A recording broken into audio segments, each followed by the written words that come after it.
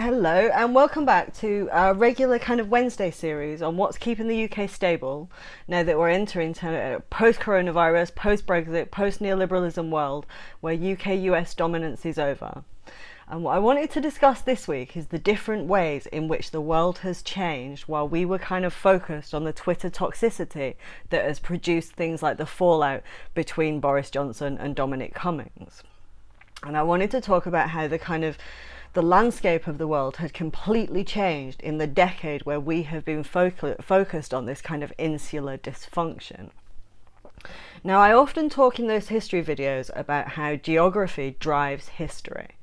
In this country, we want to understand the Silk Roads, but actually the countries who are the territories between kind of China and Europe, they don't need to read a Peter Frankopan book making up what these trade networks might have been. They already know how their geography shapes this kind of process, and they have been preparing for this for a very, very long time. The economic infrastructure of the 21st century has already been laid.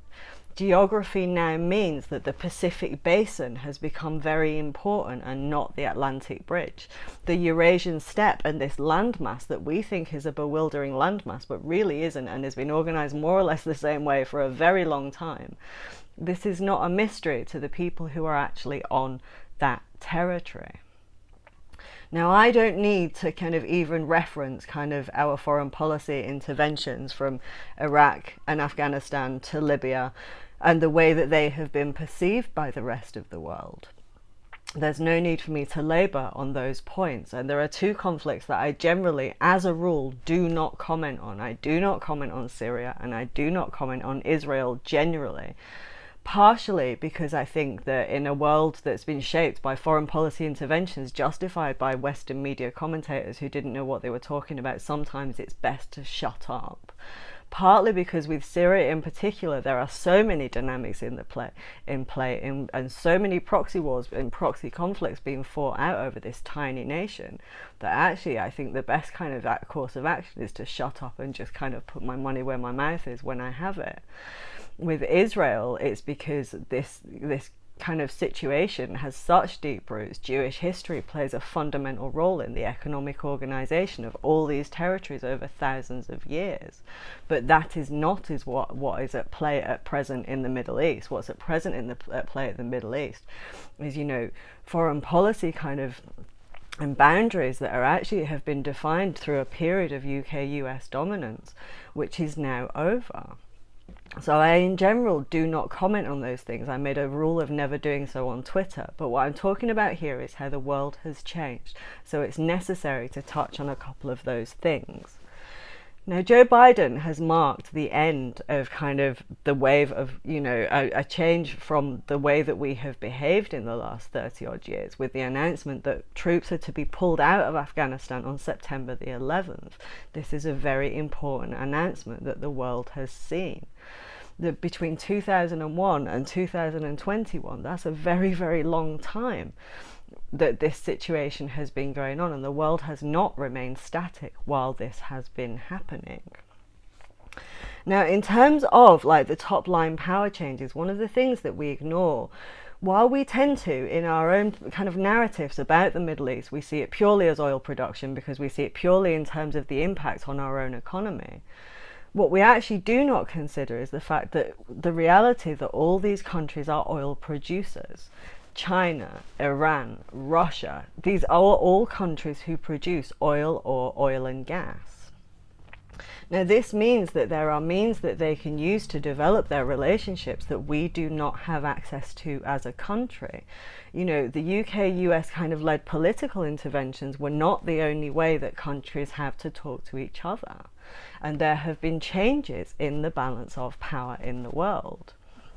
Now, the Middle East has historically and will probably always be shaped by the geographical axis that is now defined between the borders between kind of the Arabian Peninsula and Iran.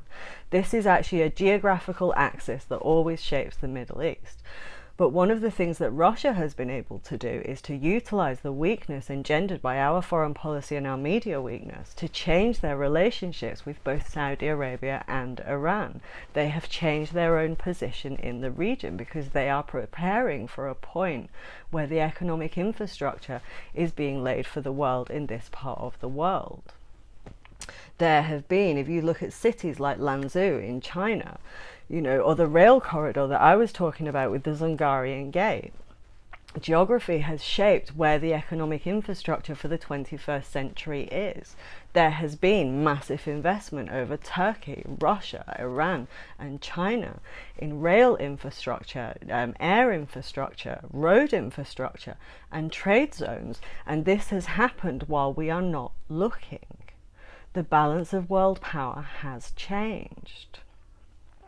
Now, in the UK, we have seen, one of the things that's become a problem with our relationship with Europe is that Europe were very clear that Russian interference was, Russia were able to utilize the weakness engendered by Twitter, not least with Trump, but also in the UK with Corbynism. One of the things I noticed with the fake anti-cuts movement that Labour manufactured was, as well as using this anti-cuts movement to facilitate austerity, which killed about 100,000 people, as well as introducing abuse and intimidation to our democratic processes and showing why we don't have journalism.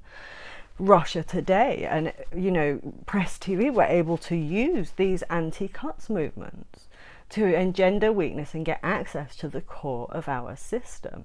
Now in the US we've had Trump, which has just been a major problem. Now I never comment on Israel, but when Trump issued his peace plan for Israel, Benjamin Netanyahu went to Moscow after he had seen Trump first stop. The relationship between Israel and the US is changing fundamentally, and in actual fact Israel's recent actions are really going to bring into relief kind of the history of the behavior of this country, in particular in relation to Palestine. And they no longer have the backstop that they've had in the past. And we should see actually that responses to this crisis differ to responses in the past.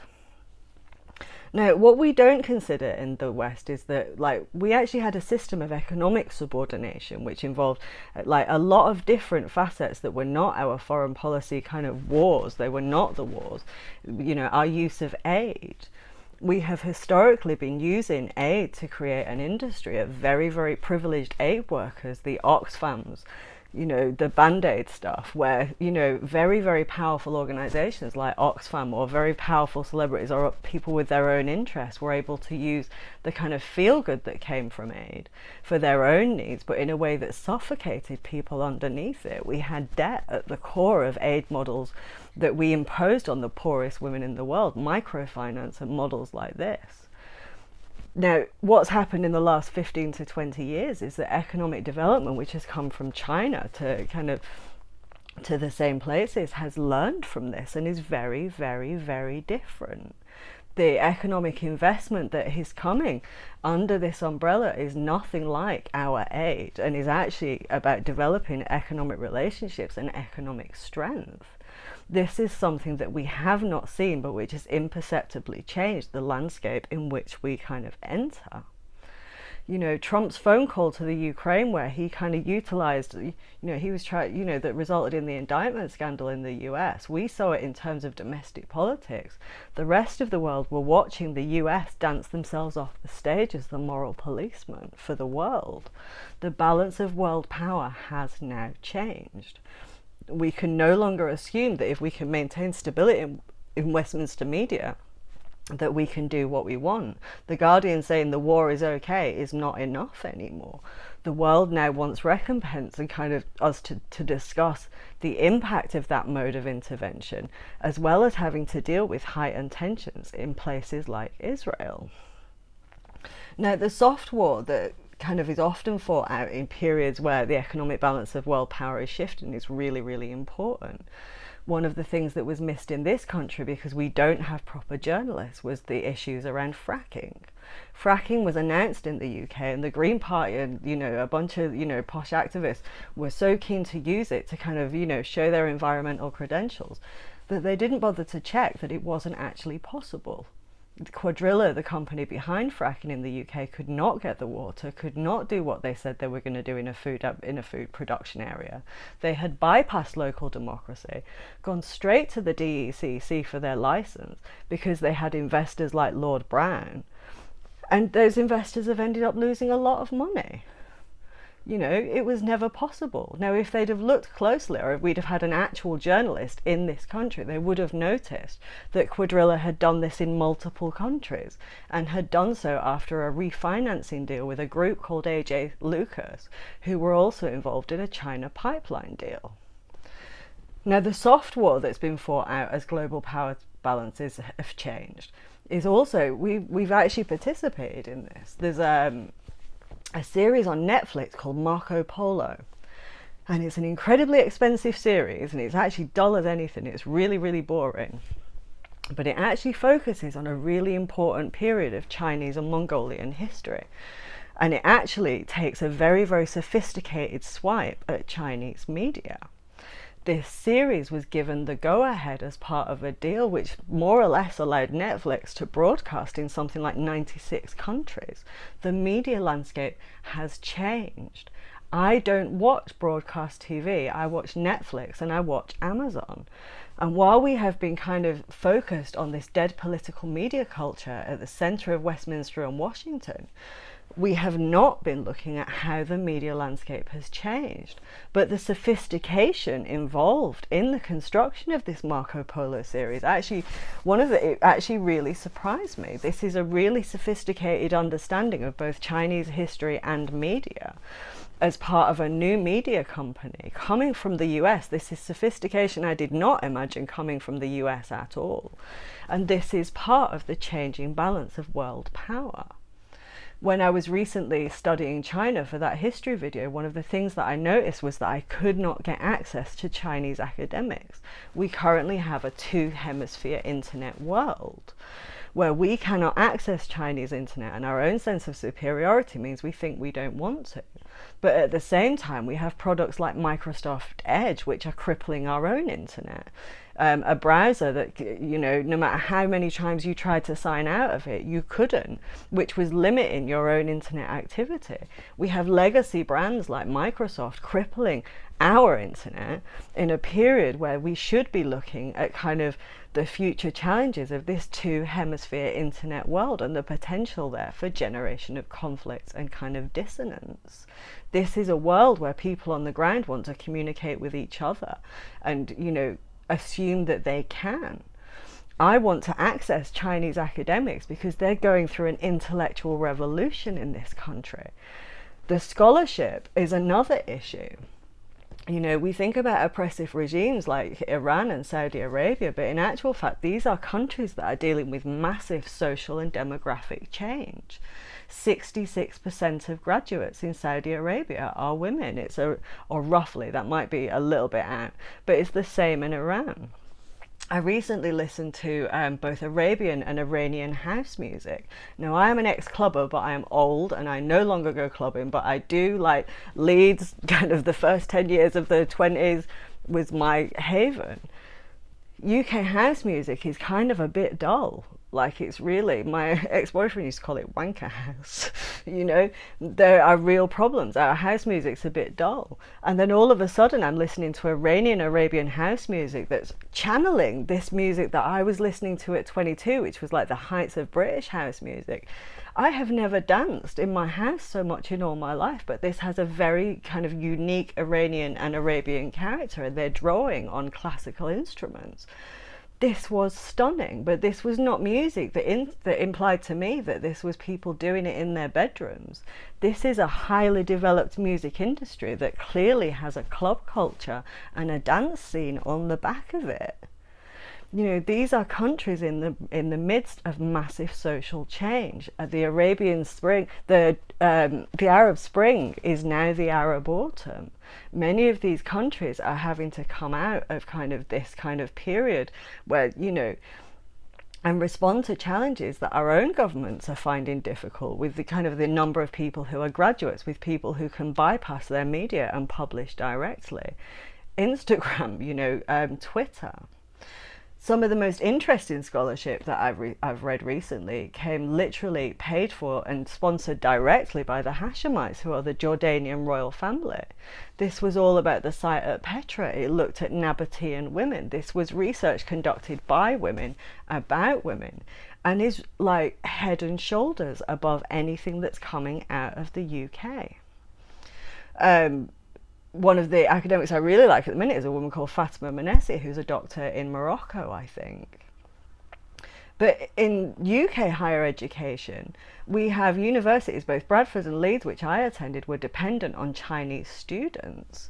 Now, at the minute, elite universities in the UK, like Oxford and the LSE, they are offering a legacy brand to foreign students that they are using to bring them in, and it's attracting students.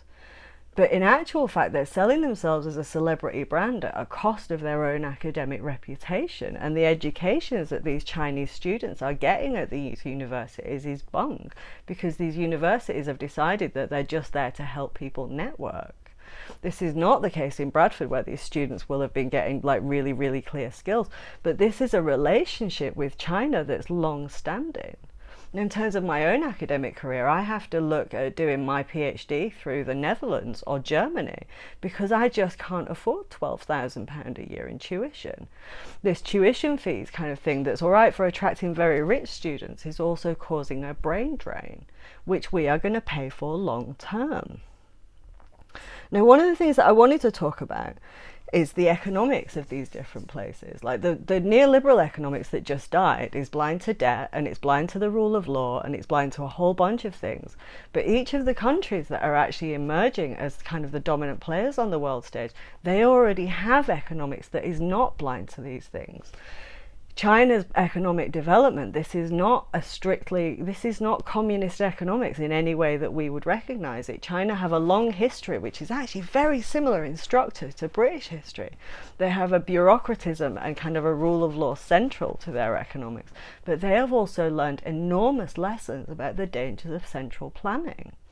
Whether they've learned lessons about debt that we have learned or not learned is another question, and their economic development is rapid at the moment, which generally leads to some sort of crisis. One of the reasons I was going to do my PhD in Germany is they're an ordo-liberal country. They don't have the same blindness to institutions functioning to the rule of law that we do here. And Middle Eastern economics is economics which is very much, they do not have debt at the core of their economy in the way that we do.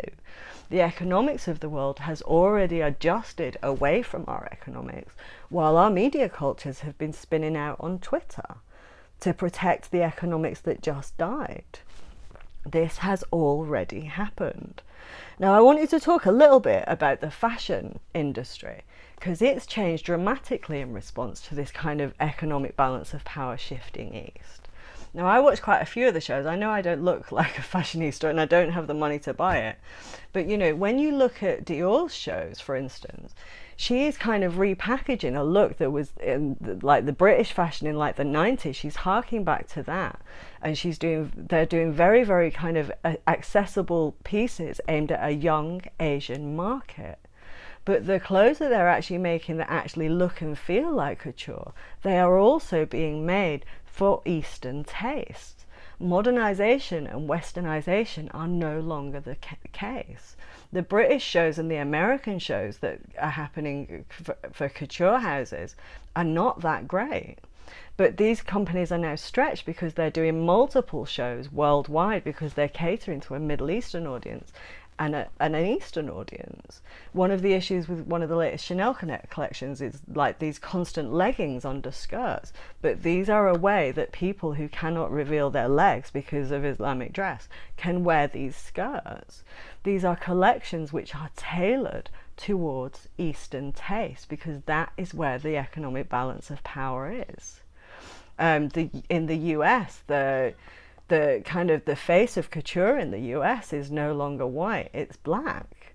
Virgil Abloh, Kanye West, this is really, really an important change. The key target markets for couture in the US are no longer white, because the elites have changed. The face of the elite has changed. Now, we are entering into this world where the economic landscape has changed, the geopolitical landscape has changed, the media landscape has changed, and fashion and music are reflecting this. But we have this little culture on Westminster, and even though we are a healthy democratic country, you know, there's no bullets flying past my window because I criticise Boris Johnson. But it is unsafe to go near Twitter because of our opposition party who cannot adjust to this new environment. And while Twitter goes in circles with our like Westminster kind of media focused on that, the world is changing away from them. And what we have to now do as a country is understand that, you know, coronavirus means that an economic stimulus will probably be issued in every country in the world. This is going to generate an economic boom, which means stability. But it may well be an economic boom that the UK is excluded from unless we can bypass UK Westminster media cultures and communicate with the world and project how that image of stability that they just can't manage at the moment. Now, I'm going to draw this series to a close after next week. I'm actually going to do a quick video looking at the future of the Crown because we're in a really serious position where Queen Elizabeth is not likely to be the Queen for very much longer. There are major issues with the Westminster press trying to whip up constitutional crisis around Meghan and Harry.